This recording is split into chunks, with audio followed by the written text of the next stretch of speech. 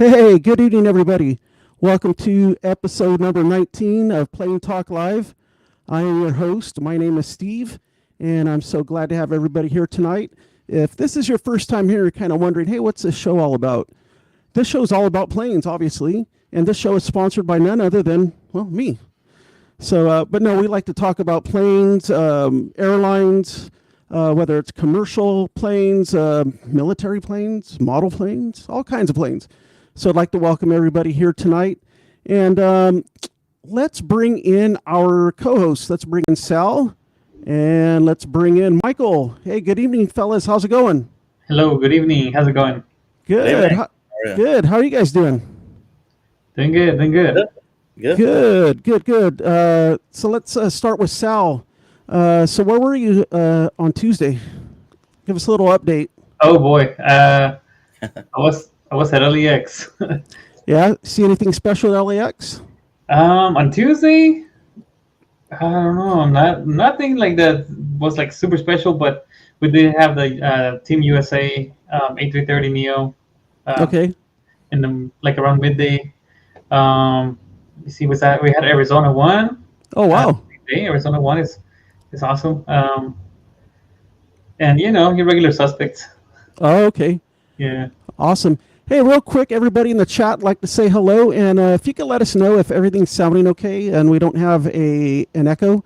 Tonight, I'm actually streaming from my makeshift studio at work. I spent a lot of time today setting up and still having a few little glitches here and there, but hey, we're glad to have everybody. And Michael, how you been doing this week? I'm good. Yeah, what's shaking? Not too much going on, just the usual here. And, Yeah. There's been good still, again, holding up, so. Yeah. All right. Hey, let's say hello to a few people that are joining us in the chat. We've got our friend Pickles. Hello, Pickles.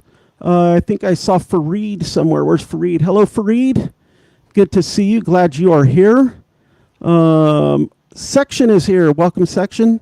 All right. By the way, I did get your message on Facebook on Lady Cat stream or her post, so thank you for that, and glad you're here tonight. And let's give it up for Brian SFO. Tell all your friends to like and subscribe, and then have them keep doing that on and on and on. All right. And last but, we have more, but let's welcome our chat moderator, the one and only Lady Cat, keeping the chat running nice and smooth, keeping everybody in line. But everybody always behaves themselves. So, we got Ross Jin. Let me know, Ross, so I pronounce your name properly. Glad to have you here tonight. And I think I saw Val here. Where's Val? Val, where are you, Val? Okay, there's Karen. Hello, Karen. Good to see you. And let's find Val. I know I saw her here in the chat somewhere. Oh, there she is. Yes. There she is, Val. Good to see you, Val. Good to see you. All right, fellas. Let's get into a little bit of news here. And hold on. I got to put my glasses on because I have a different setup tonight. So hold on. All right. You guys have never seen me with glasses. I do wear readers. So, all right. So let's start with some news. Oh, the first thing is Boeing has this 90-day deal that I guess something about quality control or something. Michael, you sent me the article. Do you remember exactly what it was? Yeah, they're putting a deadline, I think, to check the maxes. 90 days is the deadline. Okay, so that's what I think. So they can't release any for delivery or something, right? For that 90 days? I think that's what it said, yeah. Okay, all right. Well, you guys know how I've been feeling about Boeing lately, so I'm not going to get into that. And we've got another, and this is a really sad news item, Lynx. Unfortunately, Lynx ceased operations this past Sunday because they couldn't secure investment to sustain their operations and enable their future growth. But there was some talk about them trying to merge with Flair, and I got to do it like a Ric Flair, woo! Anyways, but unfortunately that didn't happen, and it's always sad to see an airline cease operations. So that was kind of a bummer. So what did you think of that one, Sal, when you heard that Lynx was no more? Well, it was unexpected because I thought they were doing good. They had just started recently service to LAX. So I thought it was everything was up and coming, and with the news of the merger, like that was something else. But yeah, I don't know. It was surprised. I was surprised by the news. Okay, what did you think, Michael, when you heard about that? Yeah, I was also surprised. I mean, Link's been coming regularly to LAX and I assume other places, so I had no idea that they were going under. But airlines come and go all the time, unfortunately. So especially with the Yeah, economy now. yeah, that was such a bummer. But we do have a bit of good news going here. Is Starlux, the luxury airline out of Taiwan? They just ordered 3 Airbus A330 Neos, and I didn't realize they were also doing cargo runs. They just ordered 5 A350 freighters. So yeah, that was kind of an interesting one to me. I didn't realize Starlux was doing cargo. So what are you drinking, Sal? I'm looking between pictures. Oh, okay. It's But coffee. what do you guys think of this Starlux deal?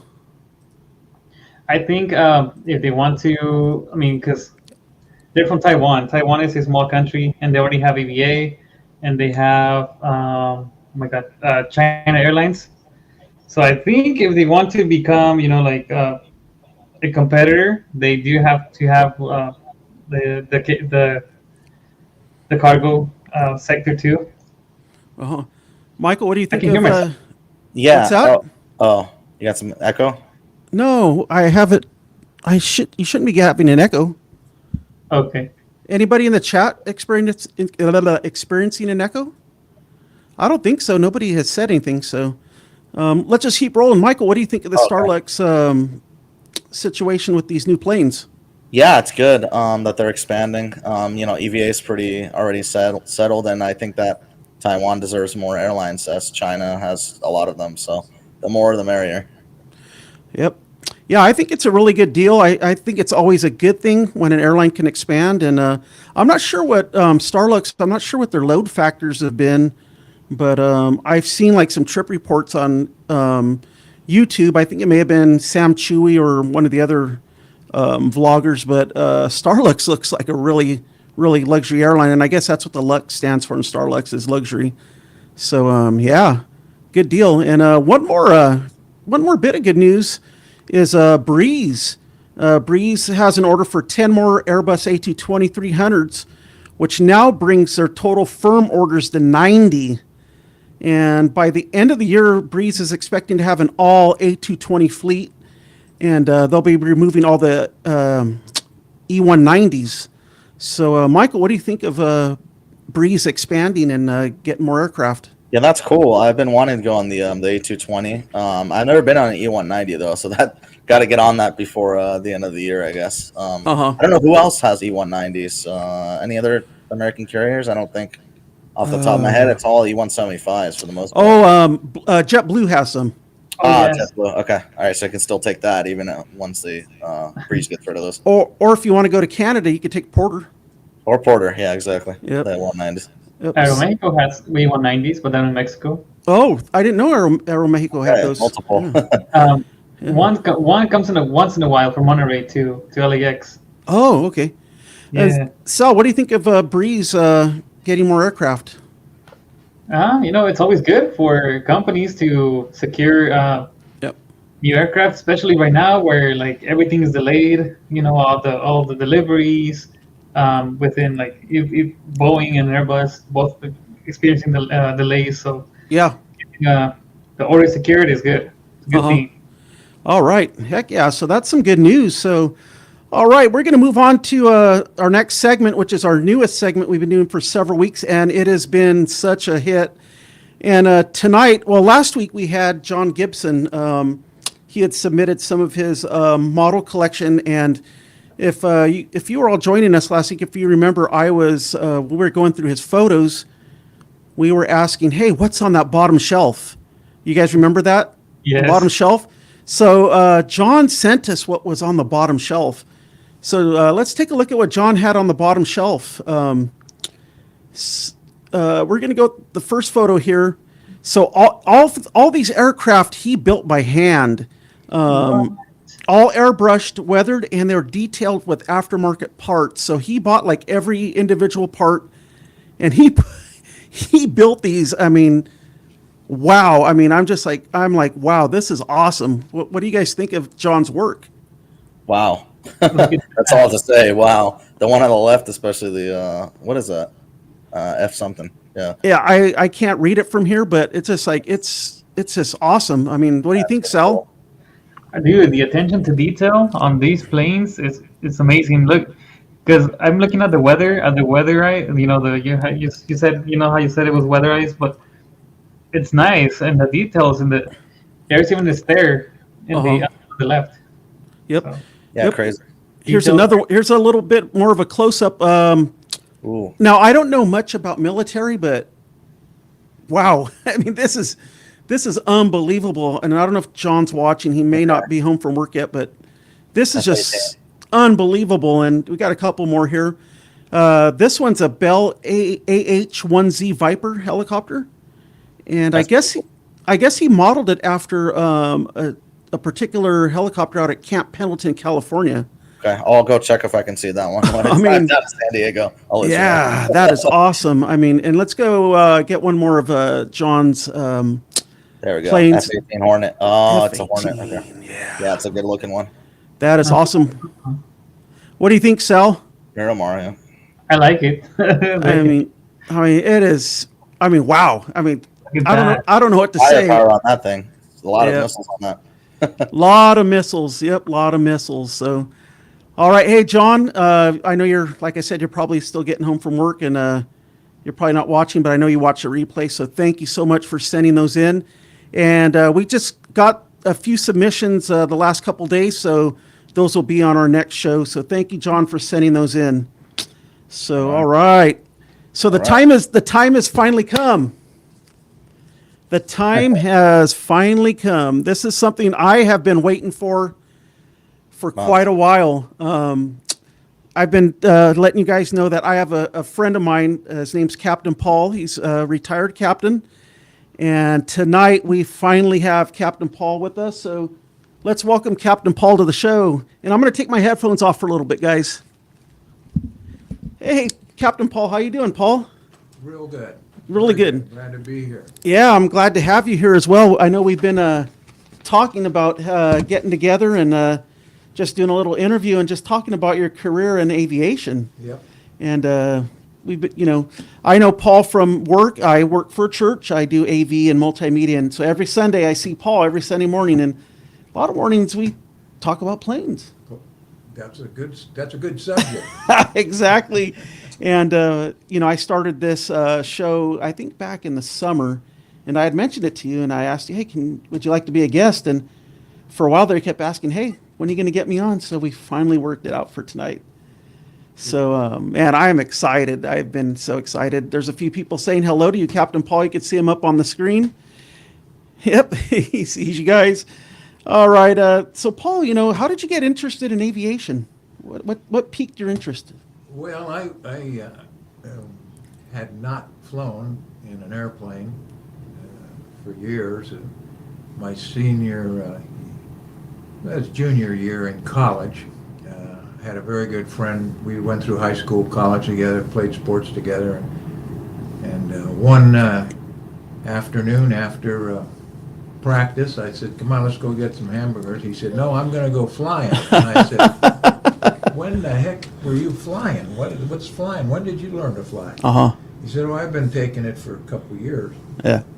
And he said, you want to take a ride with me? I said, yeah, okay. So I went with him out to San Jose Airport, Uh-huh. the old terminal there. And Uh-huh. he had an airplane he rented, and we got in it, and we took off. And he proceeded to do all the wonderful things he learned, stalls and steep turns. He was doing all that. Oh, my gosh. And of course, I wasn't about to say anything, but I was thinking, this is it. I'm not going to make it home. You know, I have to admit, I was a little concerned.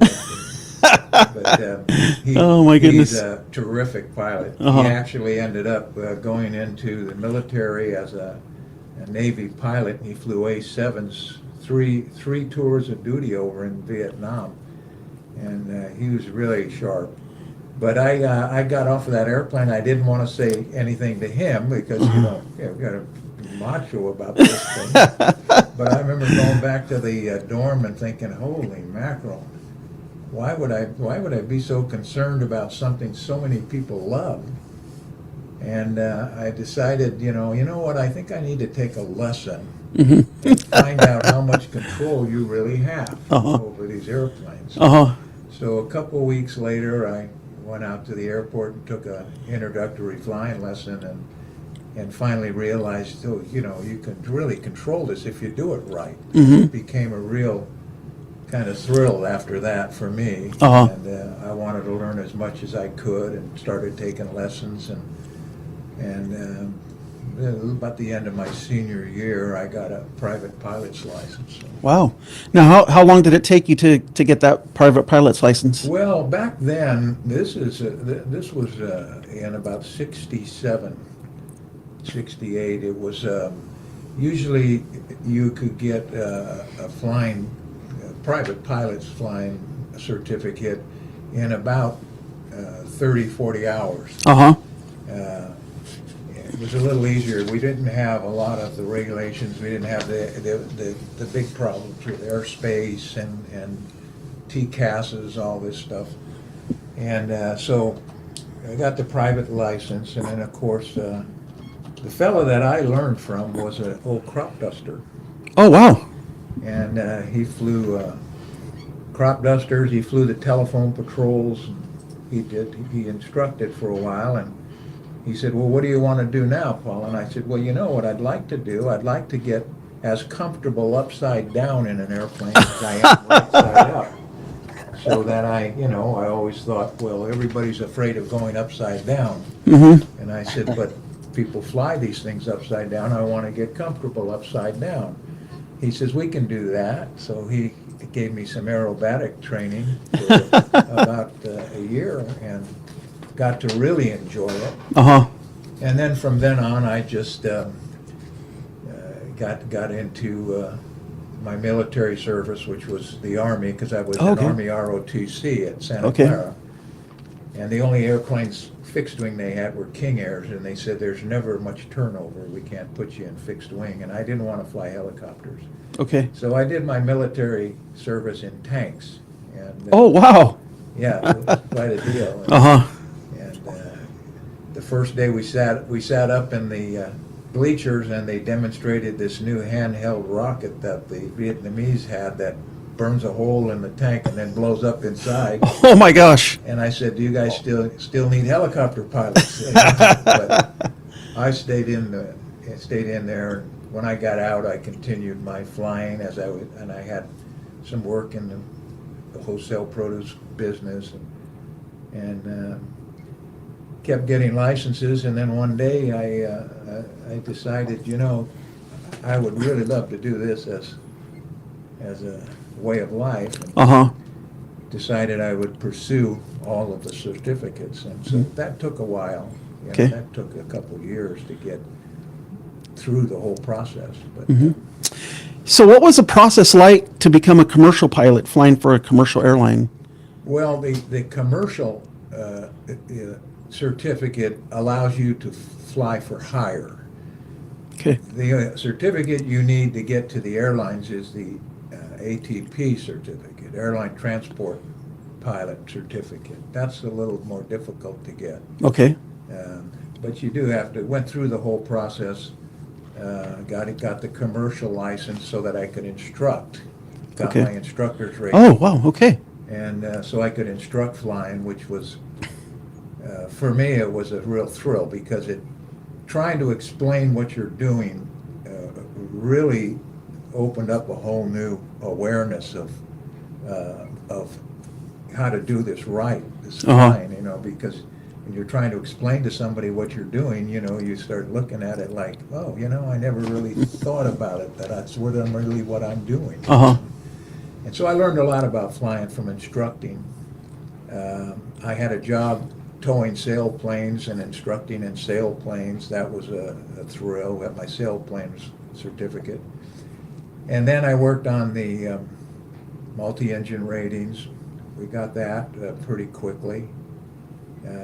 And some cute stories about that. If we had time, we might go on. Yeah. But the ATP became a little more difficult. That was something you had to spend more time with in multi-engine airplanes. Uh-huh. And I got that, worked a way up to that. And then it just became a matter of, do you have enough flying time? When I started to apply for airline jobs, or some of the smaller airlines, it was real interesting because they would start down the list. Do you have a multi-engine rating? Yes. Do you have you have 500 hours? Yes. Uh-huh. Do you have an ATP rating? No, I don't have that yet. Well, I'm sorry, we can't hire you. Oh, wow. So then you'd go out and get the ATP rating. Uh-huh. And then they'd start all over again. You'd go in and, do you have this? You have that? Yes. And I made a comment to my buddy one time when he said, how's it going getting in the airlines? I says, well, I finally got to one airline that when they interviewed me, I had all the right certificates. I had all the right flying time. Uh-huh. I had some type ratings by then.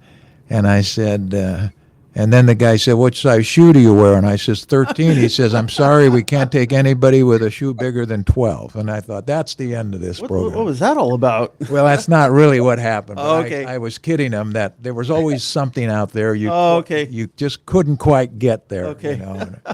And he laughed. He said, nah, just keep trying. And I went into corporate flying is what I finally did for a while. Okay. And that's where I got into some of the bigger airplanes, the Learjets and the Gulfstream. Flew a G1, which is the turboprop version of the Gulfstream jets. Mm-hmm. Citation jets, and I say Learjets, and then worked my way up. And then I finally got a call for an invitation to come down and try for a job with AirCal. AirCal. I remember AirCal. AirCal and PSA were the southwest of the west. They would go up and down the coast. Yeah.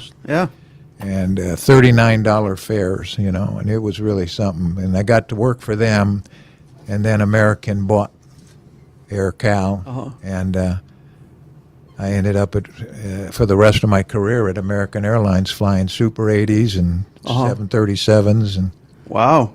I went to school on the 777. And I started it. I had the books, did some pre-studies. Before I went to school, 9/11 hit. Oh, man. And American canceled all of their Narita flights out of San Jose. Right, yeah. And they told me, as soon as you get rated in the airplane, you'll probably have to fly out of Dallas or L.A. And I said, I didn't want to do that.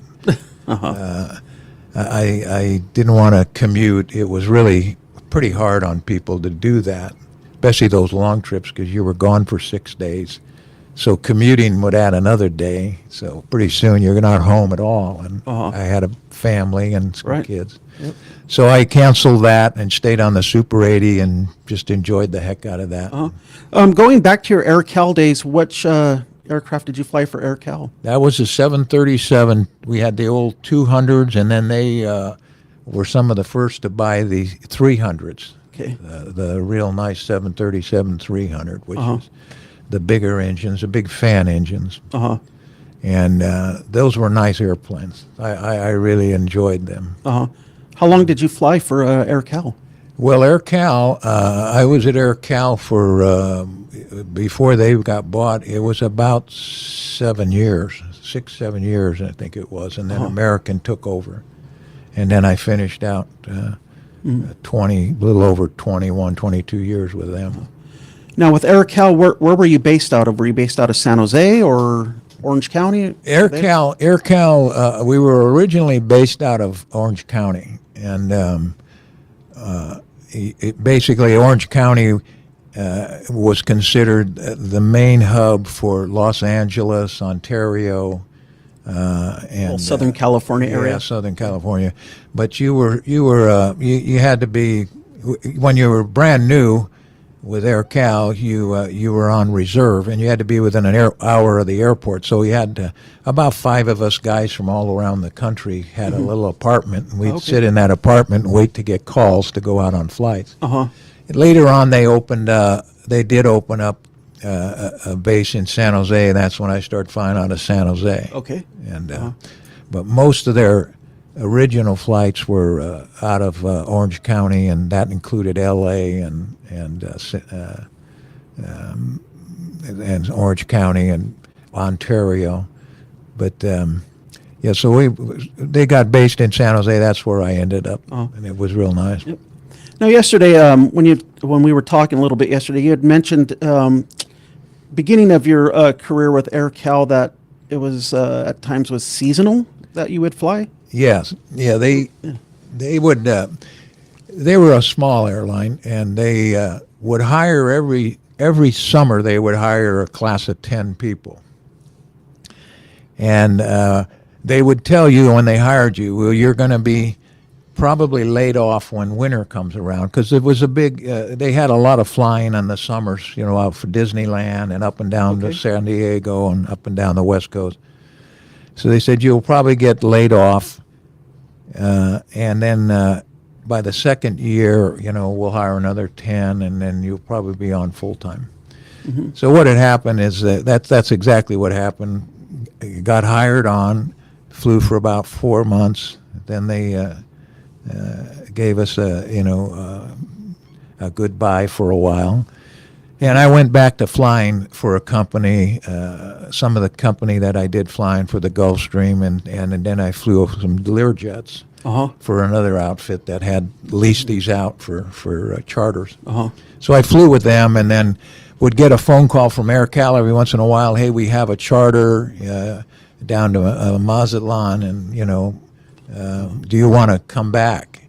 And I said, yeah, sure. I'm not doing anything, so I would go back. And so it was off and on until the second year, and then you were on pretty much full time. Flying those charters, any interesting flights on those charters that you can share? Well, the most interesting one was in the Learjet. We had to fly a very famous rock band, and I won't mention the names just to protect these guys. Right. We had to pick them up in San Francisco, and the band was going to ride in one of the jets, and then the singers, the main guys, were going to ride in the other one. And I was flying it was a Lear 25, and we were going to fly them all the way to Miami, and they wanted the two airplanes to stay together for security reasons. So we had to stop in Dallas to get fuel on the 25 Lear. Wouldn't go across country. So So initially we loaded them all up. We knew it was going to be a challenge because they had all kinds of people involved in running around on the ramp in San Francisco, and we're trying to get them all herded over, and you can't go do that. There's airplanes and jets for taxi. You get off, So we knew we were going to have problems. Pretty rowdy group. So we get the guys on our airplane, and we take off, and we're climbing up to altitude, and I start smelling smoke, a little marijuana in the back. Oh my gosh! Co-pilot, I says, you better tell him to put that stuff out. So he's trying to tell him from his seat, and he's telling back, you can't smoke that stuff up here. The Learjets had the outflow valves for the pressurized air were on the bulkhead in front of the co-pilot's feet. So all the air from that airplane, circled air, would come all the way into the cockpit before it was exhausted. So we were going to get all the air they were breathing back there would come down. So you guys can't be smoking marijuana while we're flying. So the guy says, oh, well, then put your oxygen mask on. I said, well, no, if we put oxygen masks on, now you can't smoke anything because we'll start a fire. Oh man, were they mad? They were upset. So we finally make it to Dallas. We get fuel. We take off, and here they go again. They started in again, smoking. I said, "That's it. Put your oxygen mask on." So the guy put his on. I put mine on, and I said, "Bring the cabin up real slow, and bring it up to about 12,000 feet." And of course, they had a bell, a chime that would go off if your cabin went over, and we had to hold this button to override it. And we kept it silent, and they got it up to Route 12. And I said, they'll get tired here in a minute. And they did, and they fell asleep. And we brought the cabin back down to below 10. And we took our masks off, and we flew the rest of the way to Miami. And they woke up when we taxied in, and they were, hey, are we there? Yes, yeah. So then I'm getting everything settled with the boss, the guy that their overseer, and the co-pilot comes running over me. He says, "Paul, they stole a bunch of the ashtrays." Oh. And this Learjet was a beautiful airplane. And the ashtrays were these gorgeous, leather ashtrays with this gold, rim around them.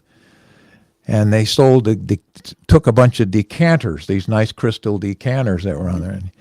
So we go over to the limo. I said, "Nobody can leave until you guys give us back all the ashtrays, and you give us all the decanters back." Oh my goodness. And oh man, they're mad. Now then finally their boss says, "Give them the stuff so we can get out of here." Sure enough, here it comes through the window, all these things. And I said, you guys just go buy your own airplane, and you can trash it if you want, but don't do it to someone else. Yeah. Oh my goodness. After that, I had told the company I work for, I said, "Geez, don't put me on one of those ever again." So, but it was pretty interesting. It's some of the things you run across, when you're flying some of these trips, and it was real nice. It was nice to get back on the airlines, and things were a little bit more straightforward, Yep. Now, when you first started, how many years were you a first officer until you became a captain? At AirCal, I was a first officer for about 2 years. They were, it was pretty quickly. You were upgraded pretty quickly. Like I say, they were hiring classes all the time. Mm-hmm. So people moved up fairly promptly, And it was about 2 years, and then you were a captain. And a lot of training, you were training every 6 months. So it was a real thrill, and I enjoyed it. It was challenging, but it was also very rewarding. Mm-hmm.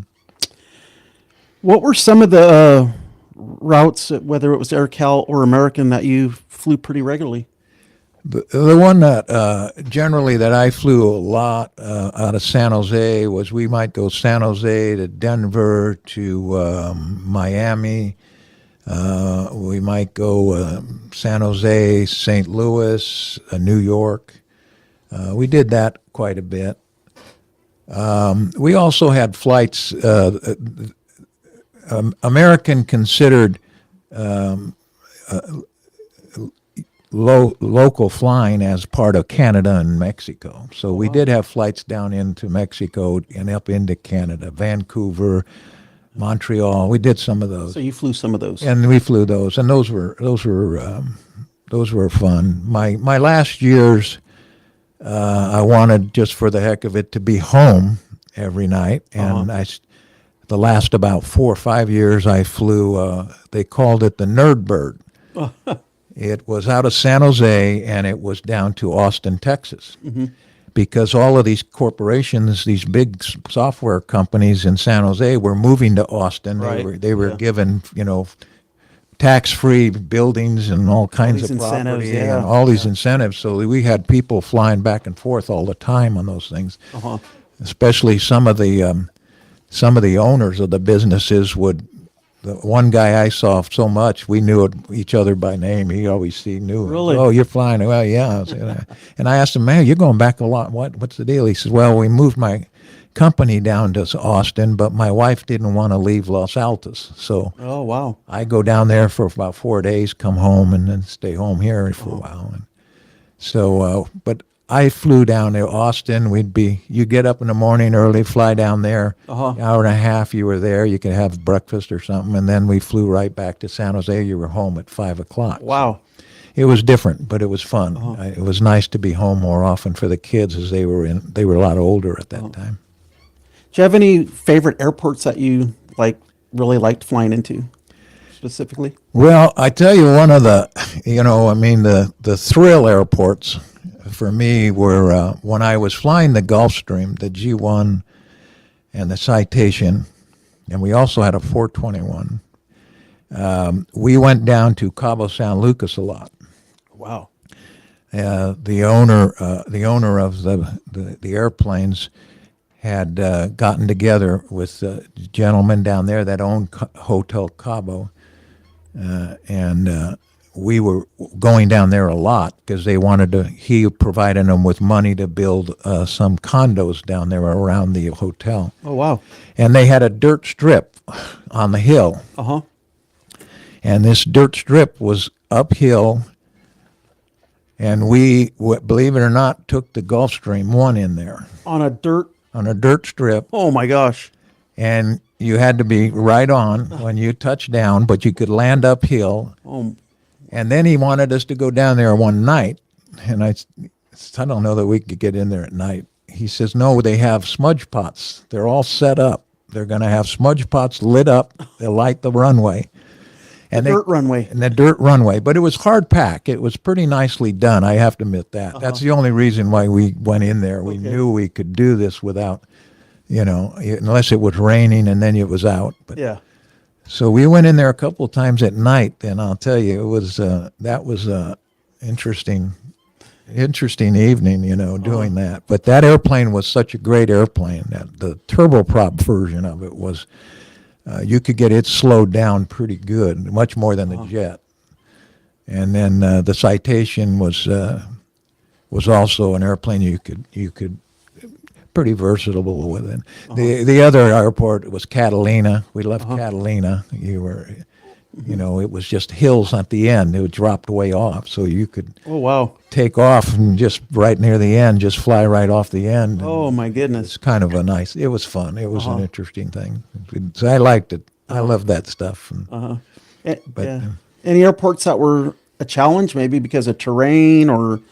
Well, we flew to, the AirCal flew to Alaska. They went up to Anchorage, and it was, the front of the airplane was cargo, 2 big cargo bins, and the back was passengers. And we stopped in Ketchikan. And the first flight I ever had into Ketchikan, and we were in the weather.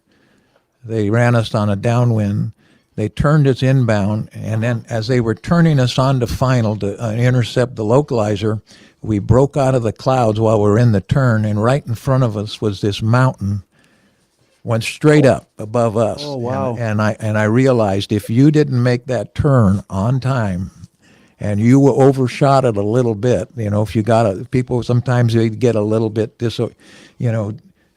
disturbed about what's going on, and they're not paying attention, and you go through the localizer, and then you come back around and line up. And I said, don't you ever do it there. You got to be right on, because this mountain is right there. And when you land to the south. And so that was a very interesting airport. And having gone in there for the first time in the weather, it was even more thrilling, Wow. So those were interesting flights. Now, you had shared a few pictures with me. Let's take a look at a few pictures that you shared with me and tell me a little bit about these. So let's see. So who's this young man right here? Yeah, that's a pretty young me. That's a 737 and at AirCal. And probably that might have been right around 80, 1987, 1988. I remember when you gave me the picture yesterday, I didn't realize. I was like, did that thing have a sunroof? Because I could see like a window above you, but Well, those are windows. Those are little windows for, they're nice because in the steep turns, when you're making steep turns on you can look out that and see the runway. oh, okay, Yeah, all right. yeah, they're little sunroofs type. And here's that gentleman again. Yeah, this was one of my last flights. I think that was the last flight. We're getting ready to go, and my wife was on the flight, and my son-in-law and my wow. daughters got to go. So I was just Yeah. that's a Super 80 at American, and Yeah. Yesterday you had asked me if I could guess which flight deck that was, and I took a chance and I got it right. you got it right. Yep. You absolutely got it right. I don't know why they called it Super, but it was a fun airplane. It was a nice airplane. Did you ever fly any of the MD-80s that were acquired by Reno Air that were like hybrid? They were, because, American had like the shiny Yeah. polish, but then when they acquired Reno Air, the planes were still painted white and they just put the American. Yeah. Did you Yeah. ever fly any of those former Reno Air 80s? I think I flew two, and they were pretty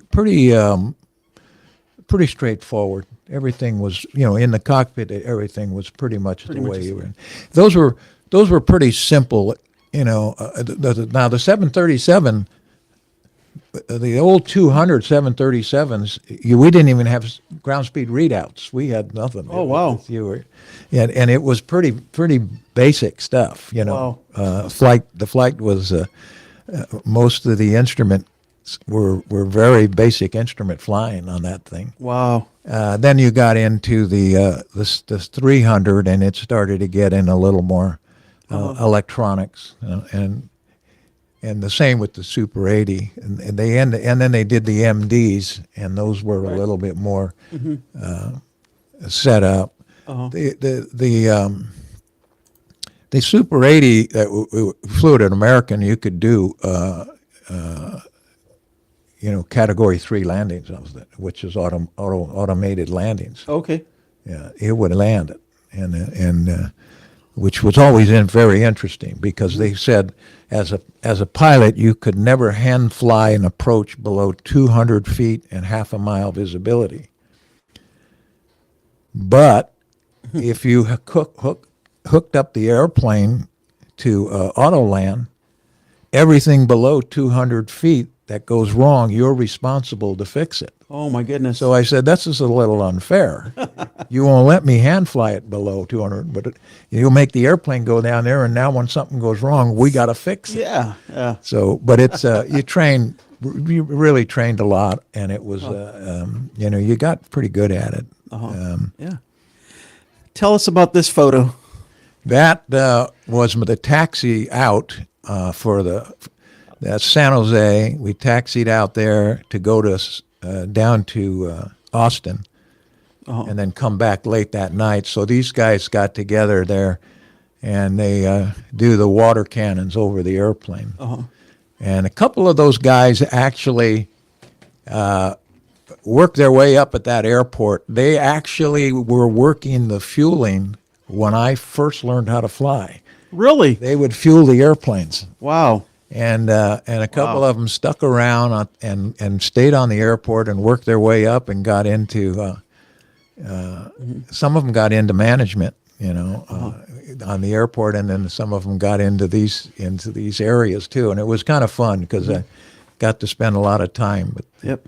So this was your retirement flight out of San Jose. This was a retirement flight. That was my last departure out of San Jose. And then after that, you had one more arrival. One more arrival, and you wanted to make sure that when you were done, that your landings were the same count as your takeoffs. So as long as those two matched, you did a good job. Yeah. Wow. So how many total years between AirCal and American? Well, it was right around 30 years Wow. career, and I loved it. I enjoyed it. It was a challenge because you were, for me, it was every day you went to work, you had four variables that you were continuously trying to adjust to.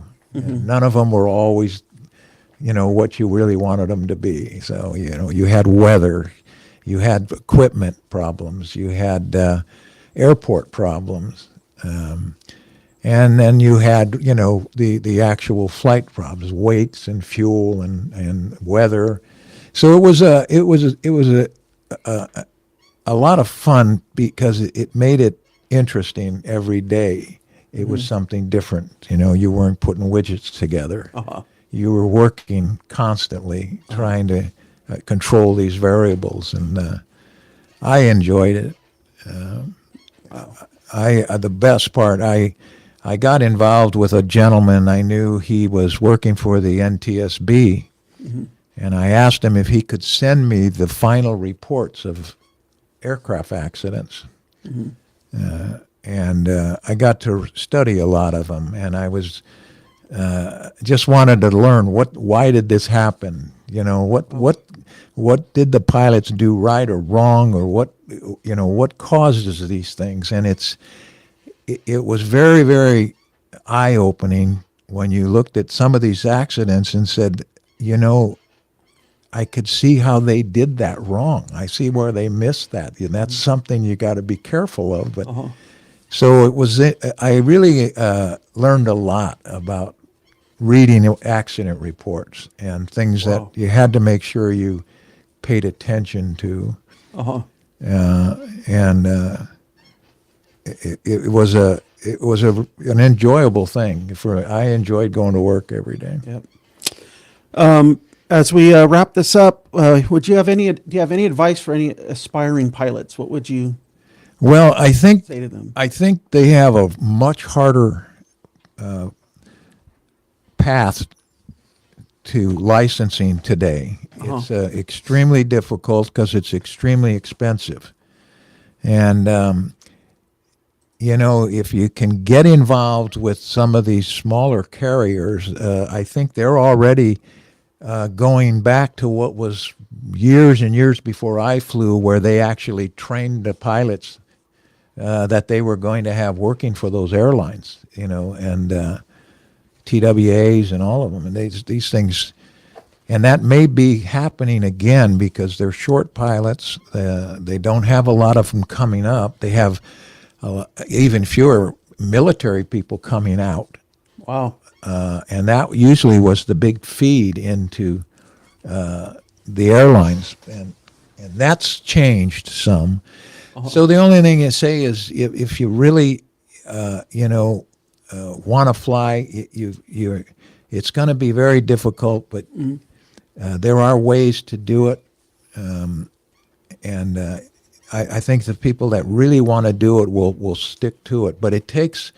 It appears it takes quite a bit longer now, and an extreme amount of resources financially to do it. But if you can get involved with some of the small carriers, you can build your way up in time and flights and stuff. Wow. That is awesome. I want to put my headphones on real quick, and I want to ask my co-host real quick. We'll start with Michael. Michael, do you have any questions for any questions for Captain Paul? Yeah. How long? Sorry, you said how long were you with AirCal? I didn't catch it earlier. How long were you with AirCal? Well, I started with AirCal in just about 87. Okay. And like I say, we were with them for. That's when AirCal became American, was in 87. Okay. I actually started flying for AirCal itself in that was 1979. Okay, so AirCal was about 8 years until the acquisition. 7 or 8. That was strictly 737s on that, right? Strictly 737s with AirCal? Yeah. Yeah.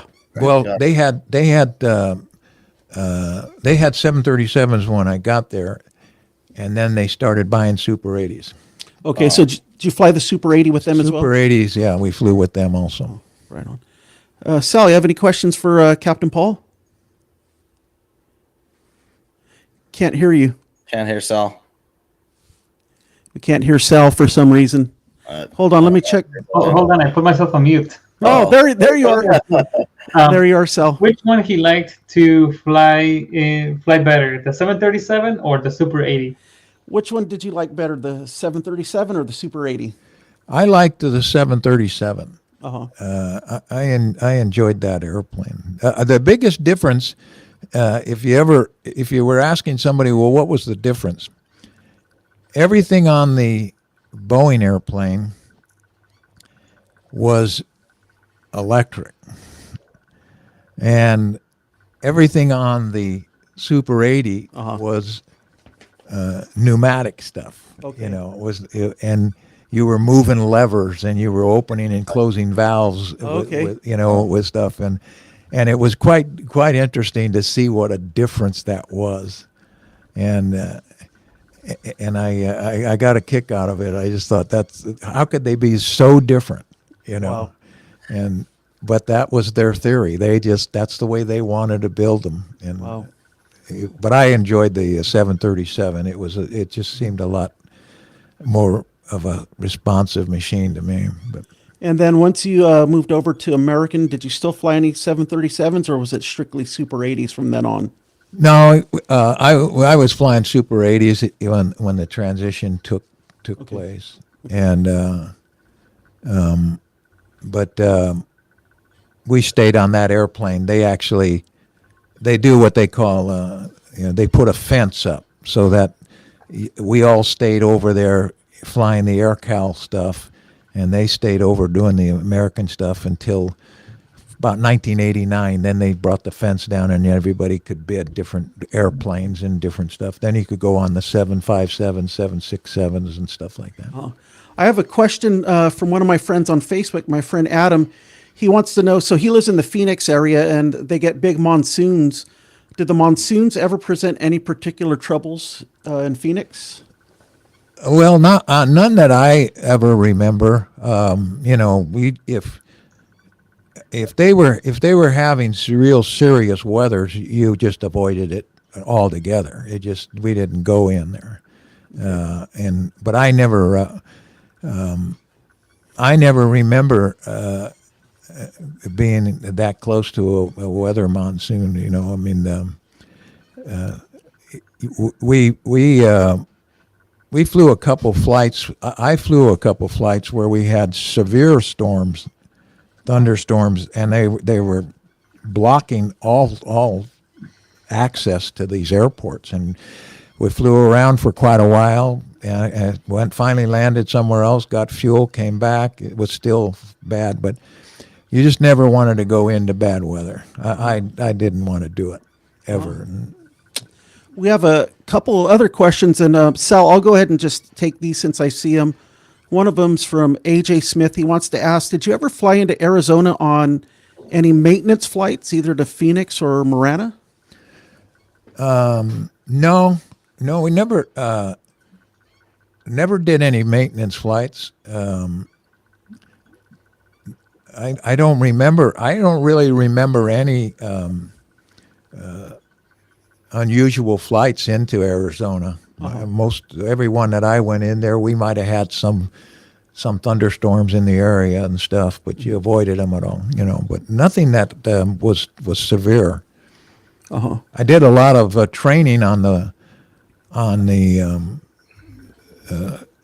type ratings for some of the jets and stuff down in Arizona. We had flight safety down there, so we went down there a lot, Scottsdale, and those were a lot of fun. We have another question from Brian Henry. Did you fly a lot into DFW? Yes. Yeah. If you flew for American, you were going to go through there, whether you liked it or not. We were in and out of DFW a lot, and the only times it got really nasty is if there was weather, and you'd get so backed up, you might land and you might be on the ground waiting for a gate for an hour. And, Oh my goodness! Wow. That was just awful. But but it was a pretty, it was a very well run airport. They really moved a lot of airplanes in and out of there. Oh, yeah, I can imagine.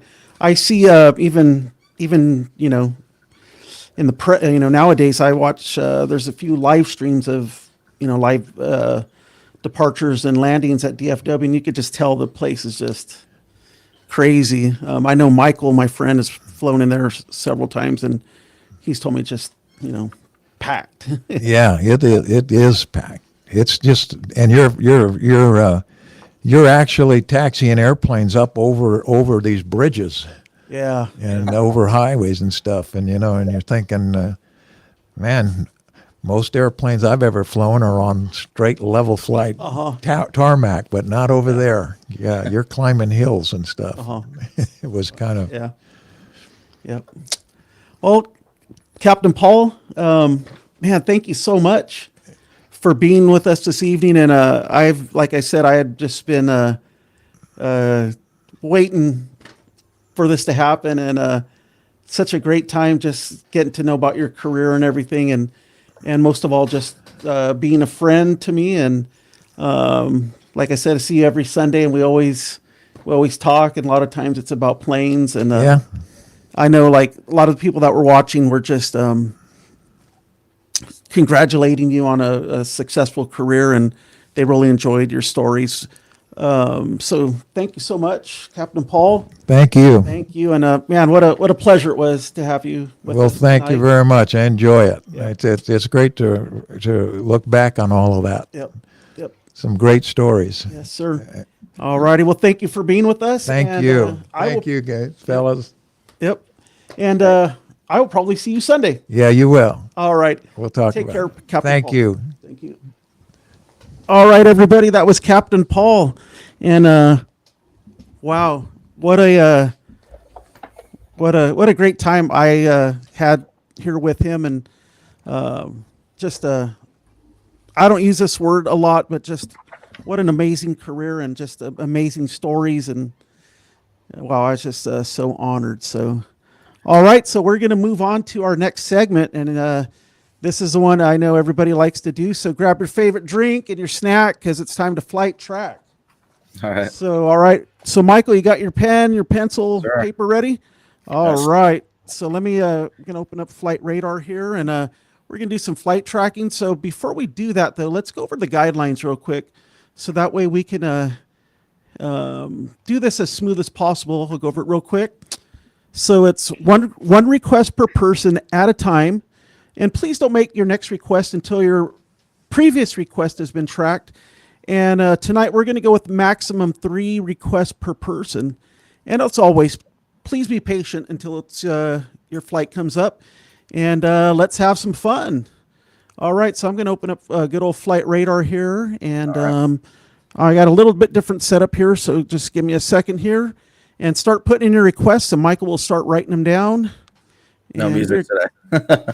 no music today. Yeah, We we're got a at little bit different setup here, and oh, excuse me. Where's my screen share? Oh, there it is. All right, little different setup, but we're going to make this happen. It is here. All right. There we go. And as always, I always have Flight Radar right around SFO and San Jose and Oakland airports, and my local area, and right where my mouse is. That's where I'm at tonight. That's where I live. Oh, what's flying to the east of me? Let's see here. This is China Southern Cargo. Ooh, just nice. left LAX a while ago. That's an interesting find. You know, I've noticed while you're taking down any requests, Michael, I've noticed this past week a lot of the flights from Asia have they'll usually come in off the coast and around like the Monterey, California area. They'll start coming more inland to go like to LAX. This week though, they've been coming like more inland, like coming right over the San Francisco Bay Area, over San Jose, and even over where I live. And I noticed their flight paths have changed a little bit lately. So, That's interesting. yep. All right. So let me know when you're ready, and we'll get Okay. this thing going. All right. First off, we have Reiko with Hey, Reiko, how you doing, buddy? Good to have you with us tonight. we got Tango Romeo 720. Oh, okay. Well, oh, okay. He's got Scoot Airlines. What are we looking at here? Let's find it on the map. Thai, I think. Scoot. Oh, it's going from. Oh, Michael. It's Oh, going Athens. going to Athens. Nice. There we go. If any of you don't know, Michael is basically half Greek, correct? Sir, half Greek. That is Half correct. Greek, yeah. And this is going to your, I guess, your native land. Well, I don't know if My you're born in dad's- Greece or were you born here? Here. Or this? here. Okay, so this is your dad's native land. But Yeah. I know you've told me over the years you've visited Greece a lot to Yeah. go see family. So this is a 787-8 Dreamliner. Nice. And Scoot is out of Singapore, and yeah, they're flying at almost 40,000. So Oh, I thought it was Thai airline. Whoops. yeah, no, it's okay. Let's back out a little bit. Let's see where they're at. I still can't see. They are over. Oh my gosh, there's so much traffic there. Oh. They over Armenia, or I can't tell because all the Looks like- planes are covering the Looks names like- on the map. Yeah, it's hard to tell. Yeah, so there is tons of traffic up there, and you know what? I see a what is that? Emirates A380. I think it's Turkey there, but Yeah, going from Dubai to New York, and yeah, it's still got another 11 hours. So, you know me, if I see something with 4 engines, I'm going to click on and see what it is. And here's another one. I think this is Etihad. Yeah, Etihad going from Abu Dhabi to London. So, all righty, let's go to the next one. Okay. Next we have Brian SFO. Hey, Brian SFO, tell all your friends. We got a Tango Kilo 80. TK80. All right. Oh, we'll go with TK 801. Yeah, maybe. All right. We've got Turkish, and looks like a 777-300 to me. And where is it? Should be. It's hasn't. They've got their transponder on, but I guess they haven't departed yet. They're in Panama City, Panama. Yeah, it's still on the ground.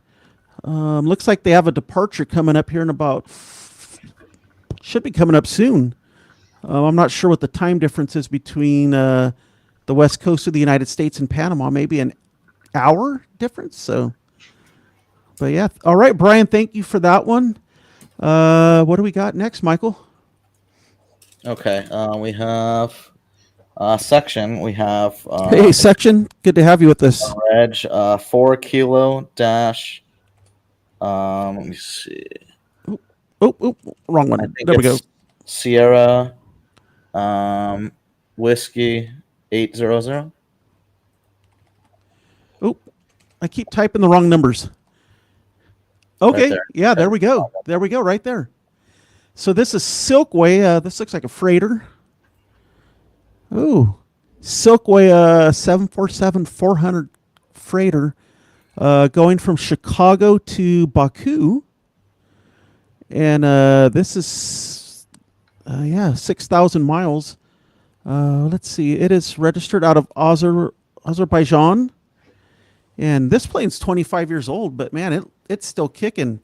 And matter of fact, it looks like it just departed. So let's push in a little bit on Chicago O'Hare. Yeah, it just departed. Looks like it departed off of 10 Center or 28 Center, whatever that is.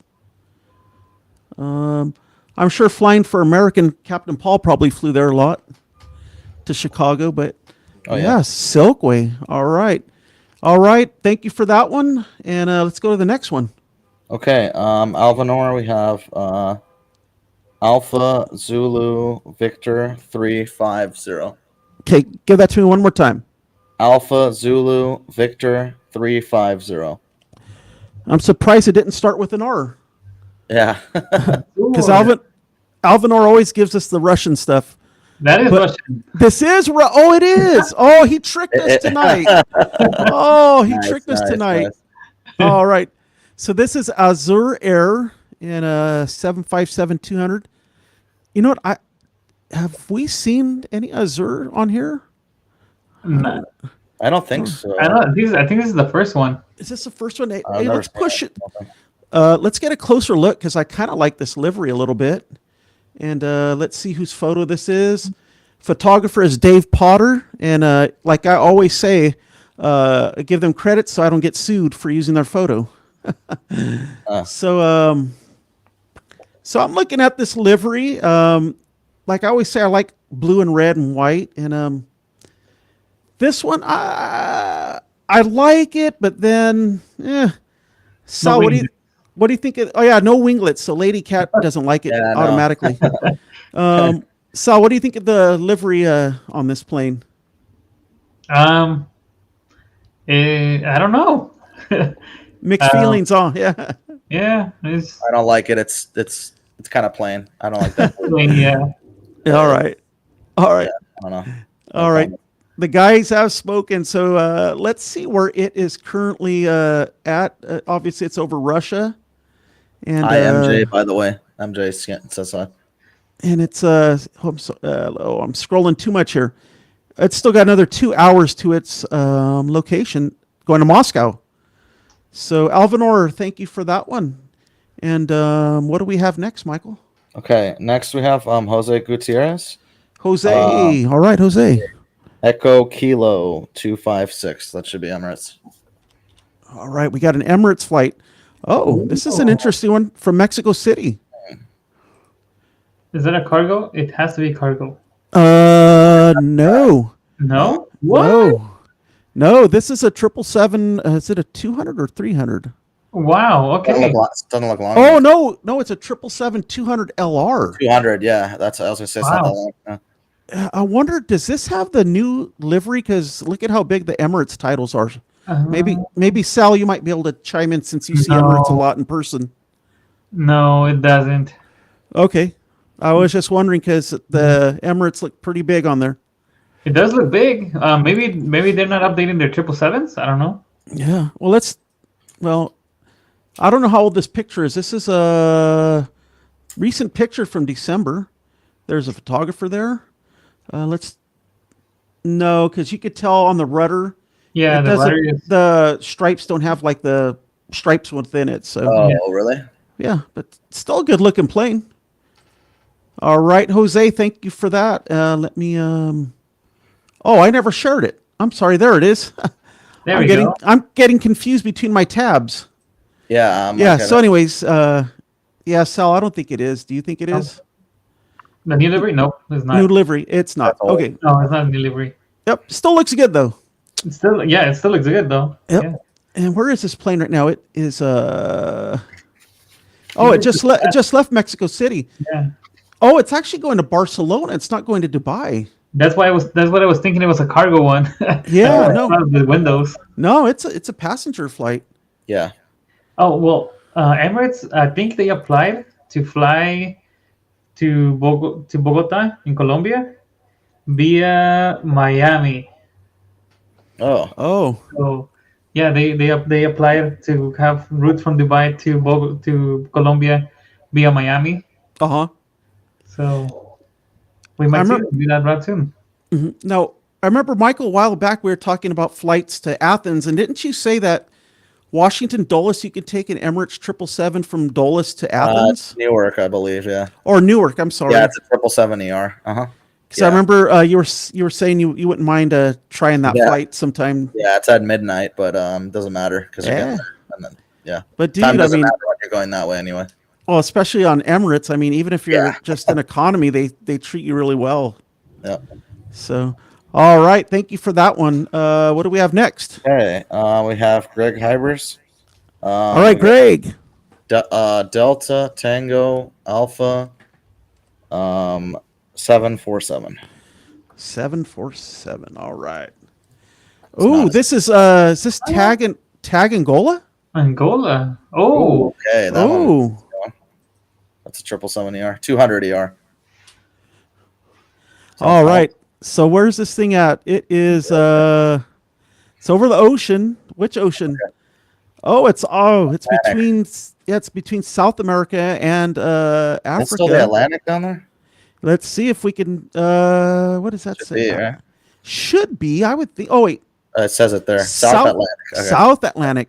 It is the Atlantic. Yeah. Okay, so this is TAG Angola Airlines. It's a 777-300 ER, and I want to look at this livery. I kind of want to comment on it, and because the first thing that comes to my mind is the old PSA that used to fly out on the west coast of California.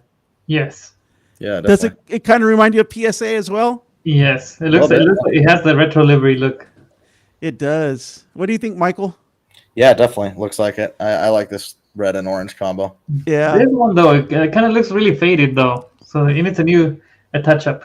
it does. It's probably needs a new paint job here pretty soon, but yeah, it reminds me of PSA. Mm-hmm.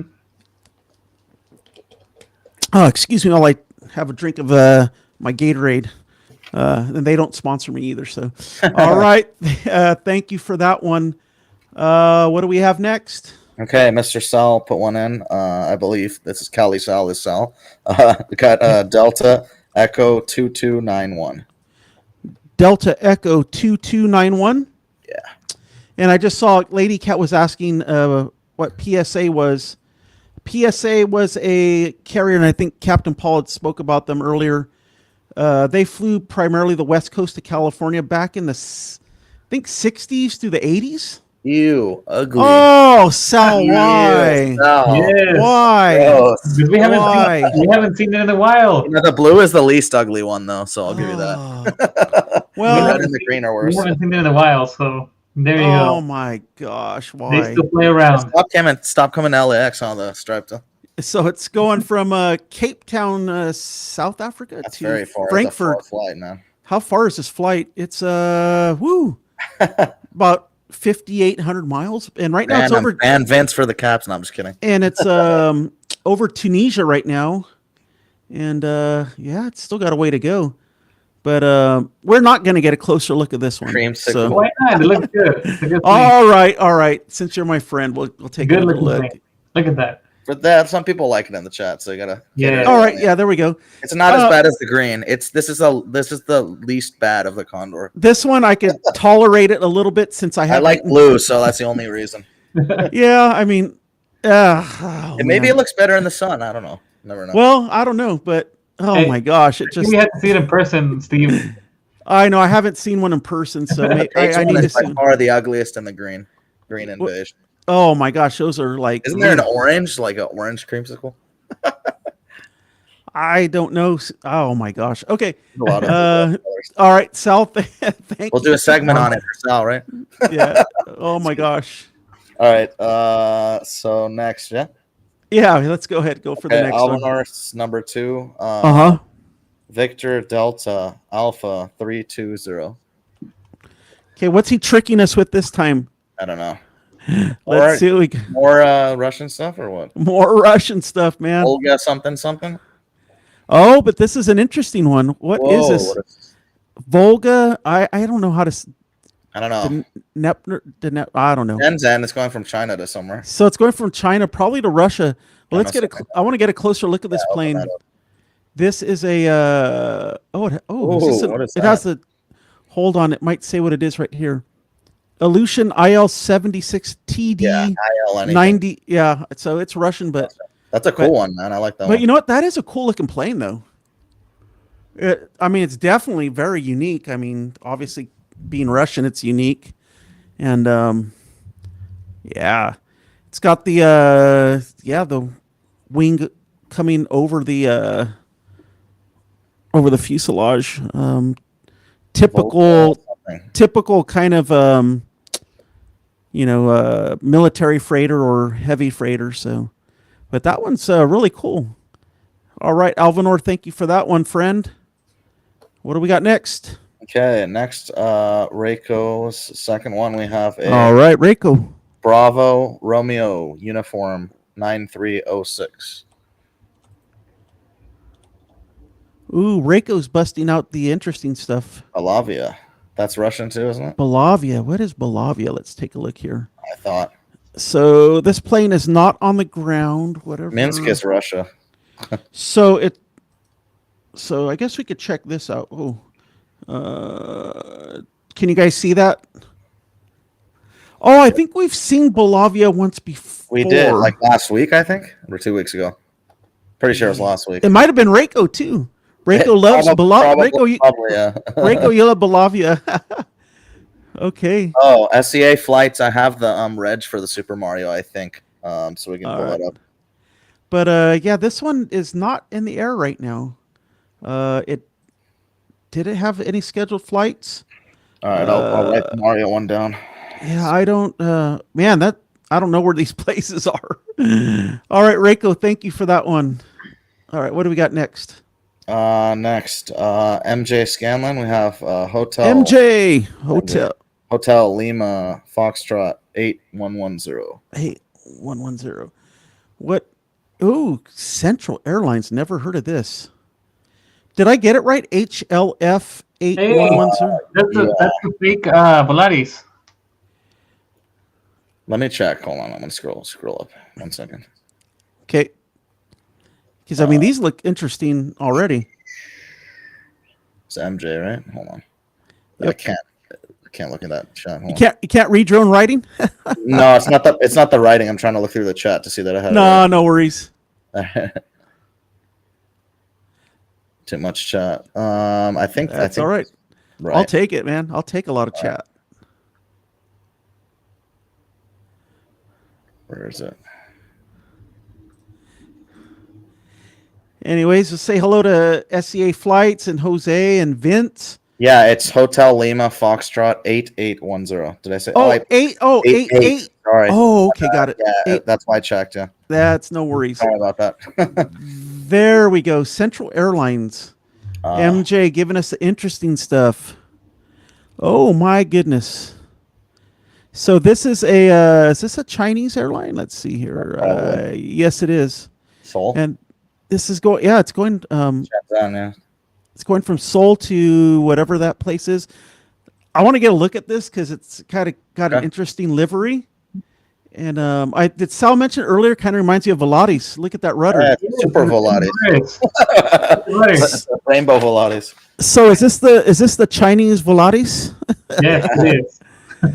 But one difference though, their design on the rudder doesn't look blurry like Volaris. So Yes, it's pixelated too, as Vince says. oh, is it It's right pixelated? here. Oh my gosh.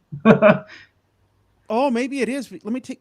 Well, I can't take the glasses off too much, but yeah, it is a little pixelated. Oh my gosh. Really? Oh yeah. You know what? This particular plane, is it a freighter? I think It so. is a freighter. Okay. That's 'cause, yeah, logistics on the side, right? On the front. because all logistics and all the windows are covered. Dude, is there an extra window? Oh no, that's just a black like triangle painted at the end of the window. Oh, it's tricking me. I thought that was an extra window. Uh-huh. Wow. But this was It's got MJ, right? mascara on or whatever. Like Was- the thing. This was who requested this one? This one was MJ, of course. MJ. Interesting. All right, MJ. Thank you, buddy. All right. What do we got next? Next we got, I was gonna say pin, but plain Crazy Mikey, I'm sure. Playing Crazy Mikey. All right. 444 Charlie Echo. And then I'm got that Super Mario. Oh, this is going to be a cool one. Oh my goodness. All right. Ooh, Playing Crazy Mikey, the DC-6. Ooh. Oh, DC-6. Everett's. Isn't Everett's based out of Alaska, if I believe? Yeah, it looks like it. It's going to. It's going where? Oh, that's cool. It's going up north into some crazy Into the terrain. wilderness.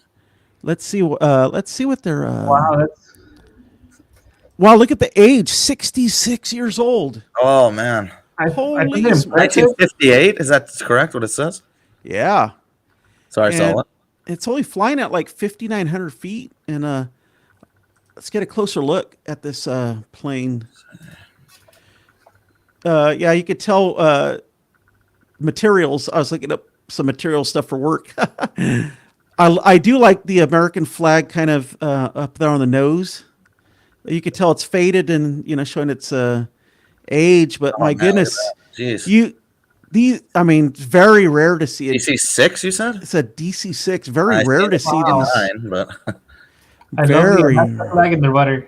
Yeah, that's really cool. There's your photographer, Marco Papa. But yeah, I mean, seeing a DC-6 very rare. It's like, Yeah, that's pretty wow, that's a very cool one. Thank you so much. Who was that again? Yeah.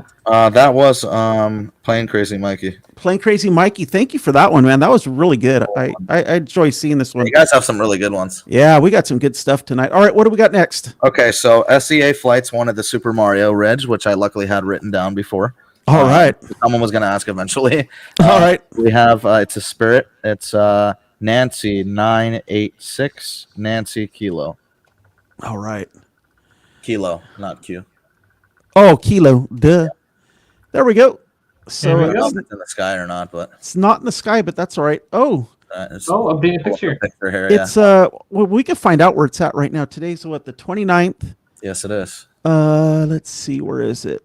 Vegas, it's 10:36. It's in Vegas, so it's Departure 10:36. so in about 4 hours from now, it's going to depart Las Vegas for Miami.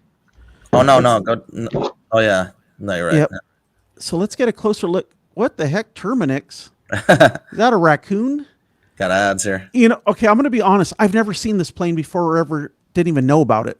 It left LAX like the other day. It's brand new though. I haven't been watching any streams. I've been so busy with working. Yeah, it's brand new. They did it for the Super Nintendo World at Universal. Yeah. Okay. It's brand new. I like it. That's really cool. Heck yeah, man. I like it's a 320 Neo. So, wow. Right on. Vince, we're in line Still waiting for a Minion livery. What's that? Armenian. Hey, You know thanks that for single Minion? thanks for that one, SEA. All right, what do we got next? Okay, 1 second. Okay, so we have Vince's. He's been asking. We have Sure. Vince S. Golf 61619. Ooh, Global X. Oh, Global X. Global X coming out of SFO. Nice. What is that? Retro. Yeah, let's. Oh, where is Global it? X is a freighter. No, I think it's they do charters. I think. Charter, maybe. Yeah. Where is a station? Where's- State College. I'm not Sounds sure like what. Texas or something, right? It's is that flying where over. A&M is? It's flying over Nevada right now. Oh, that's College Station, not State College. Sorry. Yeah, I'm not sure. Same thing. Let's get a closer look at this plane. It's got a really cool livery. It's scheduled at 1:24 a.m. It must be pretty far. Yeah. Global Crossing Airlines. So Oh, is that what it used to be before, and then they maybe changed their name to Global X? But yeah, that's a pretty cool looking plane. I could dig it. Oh. State College Airport, right? It's in Pennsylvania. Oh, Pennsylvania. Okay, that makes sense. But that's a pretty cool looking plane. What do you guys think? Yeah, I like blue, so automatically it's a plus in my book. Double blue. Sal, what do you think of this kind of retro livery? I like the colors. With the window, it kind of reminds me of Zippy-ish. Oh yeah, Kind of. Oh yeah, that's what it reminded me of. yeah. A cross Yeah, between but it's cross between Zippy and one of the United retros. I can't remember which. Yeah. But it kind of reminds you of that. All right, that was a good one. That was Vince S. Thank you, Vince S. Yep. All right, what do we got next? I got Jose Gutierrez. I think that's the second one. All right. ANA 471. Is this a Hanu? I think I'm behind here. Hold on. Oh, no, not a Hanu, but it's still something cool. Yes, damn. What is this? ANA. Oh, ANA Star Wars. Ooh, oh my god. Oh, What's Yeah. the Star Wars one? oh, the let's yellow. take a look. Nice. Oh my goodness. That's one of the coolest Star Wars ones. Oh man, that is super cool. That's I've never seen this one before. it flies in Japan only, I think. Yeah. Wow. And this is it a 200? think so. Yeah, it's a 200 ER. Yeah, it's got one door on the wing, right? Yeah. Yeah, it's only 10 years old. But wow, I've never seen this one before. I really like it. It sounds like I you like it guys a lot too. sounds like you guys like it too. Yeah. Oh, yeah. Dang. Right on. All right, Jose, thank you for that one. And I think it's just doing a flight within Japan from Tokyo to Okinawa. Is there more ERs or regular 200s in general? I think the ERs. It's all pretty much ER now. Yeah. Yeah, I figured. I'm trying to see how much further it has to I go. think the 200s are still like some random airlines though. Yeah, maybe. Yeah. So it's I think it just looks like it just departed. And let's see. Or it's getting ready to depart. All right. Thank you for that one. What do we have next? Next we have Reiko, last one. All right. Alpha Zulu Uniform 8700. Azul, the Brazil. Ooh, Azul. Is he just Ooh. catering to me, dude? Greek and Brazilian. He's like, let me put all of my. All right. This one's going from Campinas to Paris. Paris Orly, cool. though. That's a cool. Oh wait, blue. I've never seen this Azul livery. Yeah, what is a special one? Huh? Oh, that's cool. Okay, let's see. Viagans means like trips. Like so. Yeah. Check out the rudder. Looks like Africa Volata style. Nah, that's Brazil, dude. Oh, it's Brazil. It's a Brazilian airline, dude. Duh. Sorry, it's been a long day. It looks similar shape. Similar shape. I'll give it to you. Okay, so it's a Brazil. Brazilian airline, yeah. Yeah, it's Brazil done Volata style. Yeah, it's like the American Airlines up there. They have a lot of flights. Okay, but like I'm talking about the rudder though. Oh, yeah, it's Volati style. It's Volati style, but I've never seen this livery. It's all right. It's okay. I mean, I don't know. What do you guys think of the livery? I like the blue. So automatic response. The tail is kind of interesting. Yeah. I like the design. The white. I don't know what it's supposed to be. Like buildings or something. Can't really tell. But it's a dolphin. Okay, it's the ocean.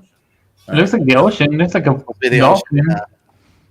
Oh, MJ said that he caught this one at Fort Lauderdale when he was with Hortison. All right. Lucky guy, man. Oh, I want nice. to see Azul, dude. I've never seen Azul in person. I've seen Azul, but in the pink, and a pink livery. They don't fly to LA though. Where'd you see Fort that? Lauderdale too. Yeah, see, I gotta go to Florida. You got to go to you got to go to Florida, and right now it is over the Atlantic, and it's how much longer does this flight have? It's got another little over 6 hours. So, all right, Reiko, thank you for that one. What do we have next? Okay, Alvanor's last one. All right. Sierra Delta is M Mike Mike 6284. Russian one, of course. All right, it's Rossiya, or however you pronounce it, and then let me get that tab. There we go. Rossiya the other day too.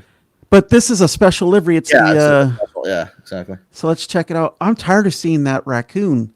I know. It's really. So this one's called the. This is their Far Eastern livery. So. Nice. All right, so I'm noticing that the nose looks like some kind of nose, a cheetah or something. It looks like a cheetah or something, but then yet. Don't they have a 747, like a Cheetah 747? They have something with a cheetah on it, I think. I am not sure. I thought they did. I have to look it up. Hold on. So yeah, that could be a cheetah. Just don't ever date somebody that's a cheetah. Nice. Anyways, yeah, dumb joke, I know. Yeah. I want to check out the chat real quick. I want to see what everybody's up to. Yeah, Lady Cat saying, "What in the world?"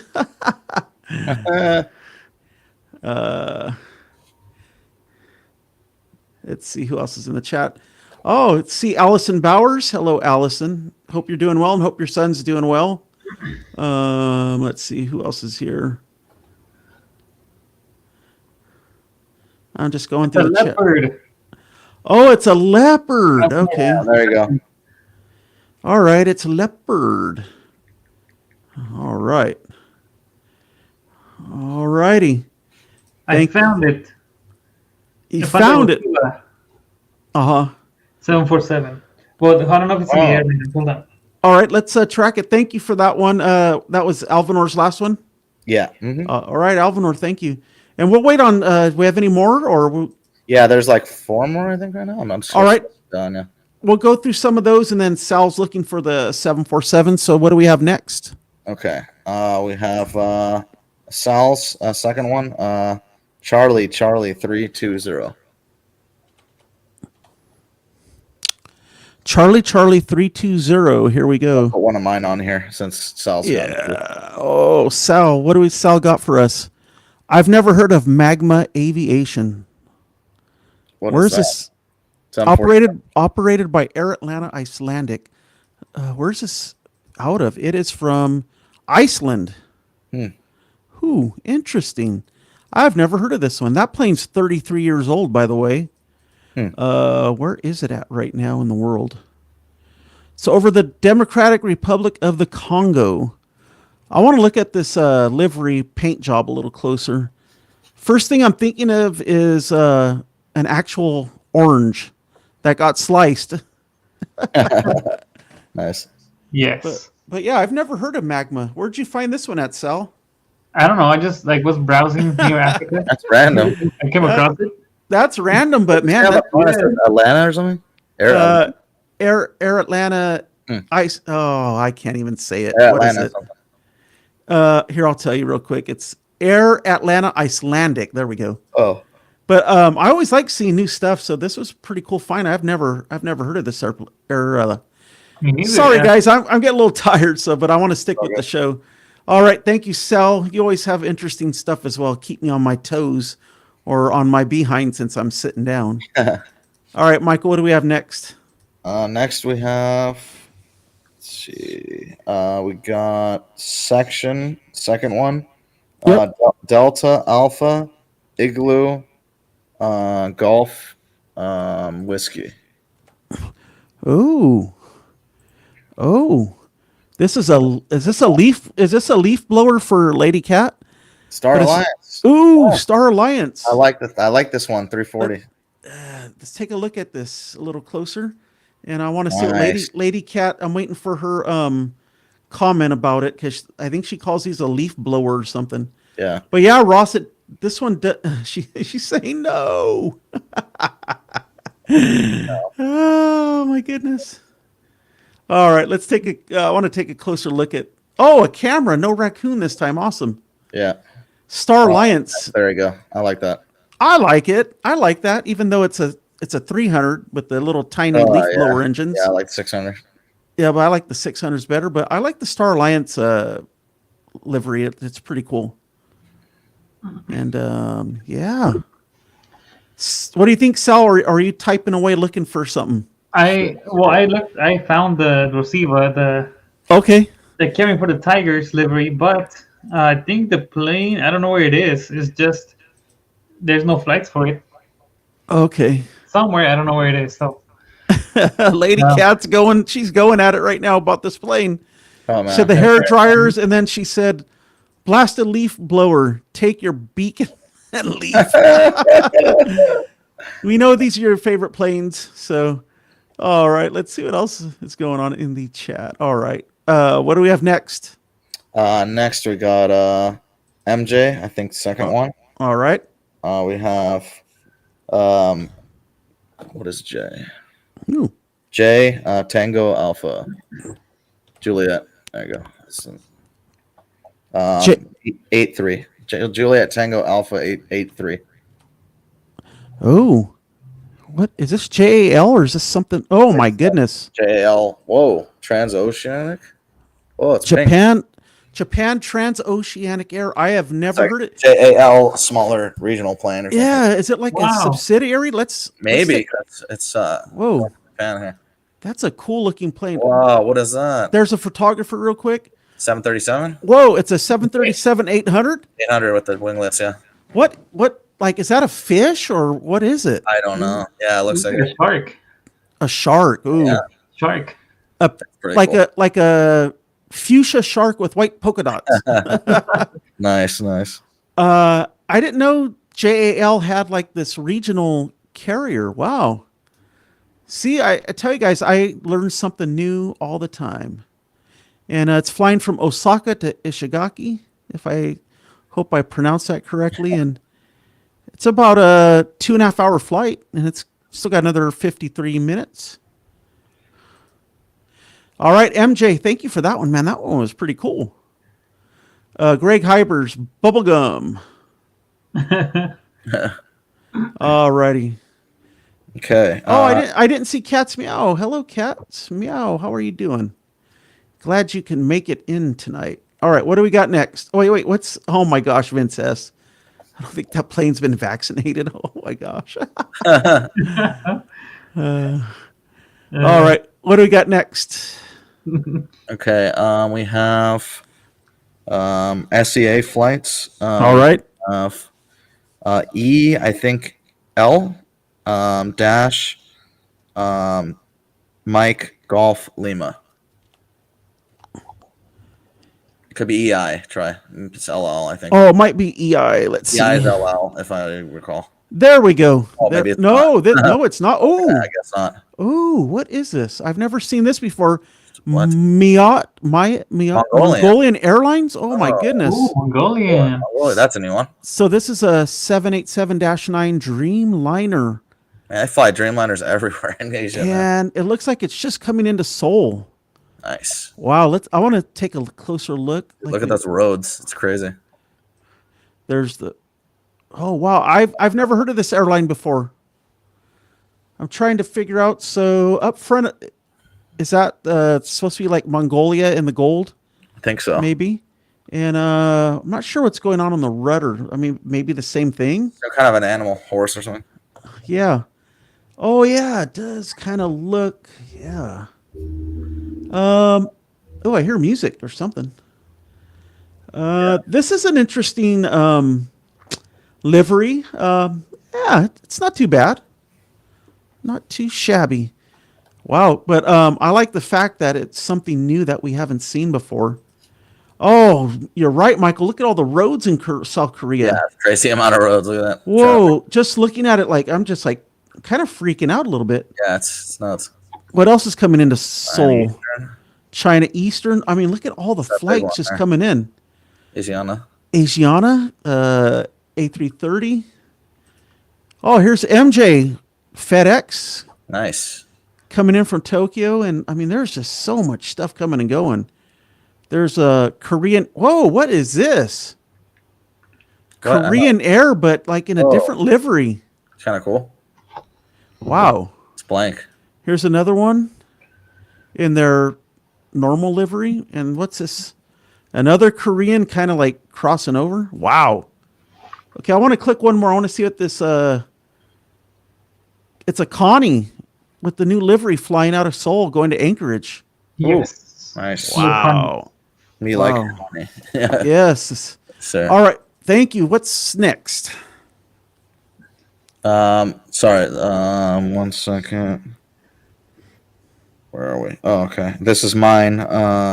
Okay. Lima Golf 373. Should be Lux Air, I think. I don't Yes, know it if is. it's Air, but yeah, I wrote it down the other day. Okay, there's nothing in the air right now, but let's The share this Luxembourg tab. airline, I think. So Oh, there's no picture? yeah. No, we can get a picture. Okay, all right. Let me Yeah, there we go. Luxembourg, tiny country in There we go. There it is right tiny there. country in it's between Austria, I think, and Germany, somewhere over there. So this is Lux Air. Ah, there's the raccoon again. Lux Air. Okay, let's get a look. I like the tail. I like it. It kind of reminds me of It's a Euro white, but yeah. was it Delta back in the early to mid 2000s, kind of similar. So it's but- their flag has those colors, I think. Light blue, Oh, okay. red, white, All yeah. right. Small country. I like the.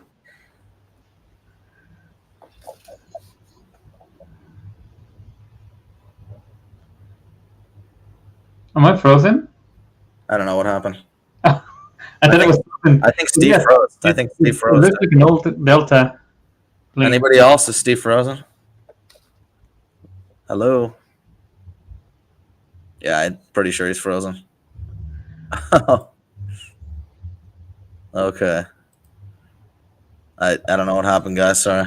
Um, Oh, we lost Steve. Give us a second here. yeah. Anywho, yeah. He's Yeah, frozen. that was from Luxembourg. Let it go. Let us know. Oh snap! I'm in the front page. Steve is gonna come. Yeah, Steve's gonna come back. Guys, give us 1 second here. What have you seen anything cool at? I know you're going to LAX tomorrow, but have you seen anything out of the ordinary the last couple times? Out of the ordinary. No. But tomorrow we get the second Korean. Asiana. Sorry, did I say that already? No, we get the second Asiana A380 around 3 p.m. And then Steve lost power, guys. We just got a notification here. So. And then we get.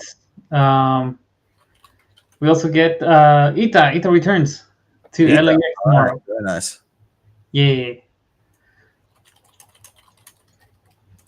Okay, so bear with us here. I don't know. Steve lost power. I'm not sure what happened.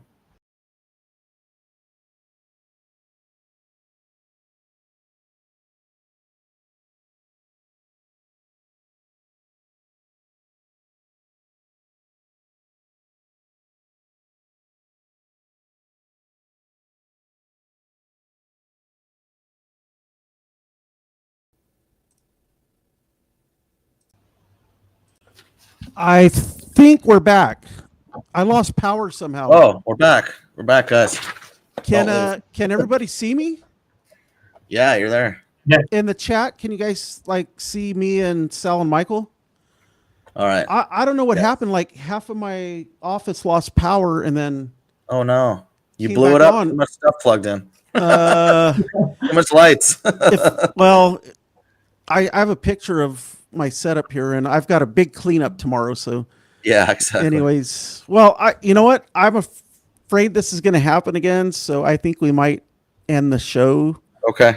Well, you saw my Luxembourg, so I guess that was the last one here. Yeah. I apologize to everybody, but I have it written down so we can start the next show with those. Yes, we'll do it on the next show. right now. But the ones that were already in the chat, I'm gonna scroll back up right now. I think I have 1 or 2, but we'll keep those for next time. Yep. So yeah, it was weird. Everything went dark, and I'm like, oh my gosh, what happened? But yeah, the janitor hit the switch accidentally. Maybe, yeah. All right. But yeah, I wish I could turn my camera around and show you guys what I have set up here. But it's took. I'll be honest. It took me. It took me like 3 or 4 hours to set this all up, and yeah, I'm gonna come on my day off tomorrow and put everything away and stuff. So yeah, I have quite the setup here. Vince said pay PG&E. Yep. Nice. No, but some of it stayed on and some of it didn't. So I don't know what. Yeah, I don't mess with it. So I apologize and stuff. So but yeah, it was a good show though. Regardless, it was a good show. It was a really good show, and man, I enjoyed having Captain Paul here and just him sharing about his career in aviation and stuff. And so yeah, it was really good. So I hope everybody enjoyed the interview with him. Yeah, definitely. Yep. And apologize once again about the power outage, but I recovered quickly, it seems. So yeah, and yeah, it's definitely not my usual setup in my little room at home. So all right. Well, I think we're gonna call it a night. I gotta clean up some of this stuff is mine. I need to take home with me, and want to thank everybody. And Sal, thank you so much. Michael, yep, my friend, thank you so much. Lady Cat, thank you so much for moderating our chat, and I really appreciate you guys helping me out with the show. And yeah, I want to thank everybody who watched tonight. And yeah, Vince S. and Section and Allison Bowers and Greg Alvinor. Look at the other shows on the community page. So if you want to watch, like last week we had a guest, and we have 18 other shows you can watch. And if you want to go back in the archives, and yeah, appreciate you being here. It's always good to see everybody in the chat and having a good time and everything, talking about planes and liveries and all that good stuff associated with planes. So, all right, well, that's gonna be it tonight from out here in California in the good old U.S. of A. And actually, I think we have a storm that's coming in. I don't even know if it's raining outside or what. Could be. I've been inside here since 10:30. Okay. I worked a little bit this morning and then took the afternoon off on my own time. But I also want to thank my boss. I'm not sure if he's watching, but thank you so much for letting me use the office here. And I'll make sure I clean it up and put everything away properly. And thank you so much. And thank you everybody for being here tonight. And like we always say, we're out of here. All righty. Take care, everybody. Have a good night. Oh, wait, real quick. Our next show, March, we're only going to have 2 shows in March. March is going to be, for me, a very busy month. But we could do 2 shows. So our next show is going to be on Wednesday, March 13th.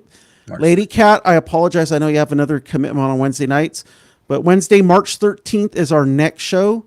And we'll see you all in 2 weeks. Take care. Take care, everybody. All right, we're for sure out of here. Sayonara. Adios.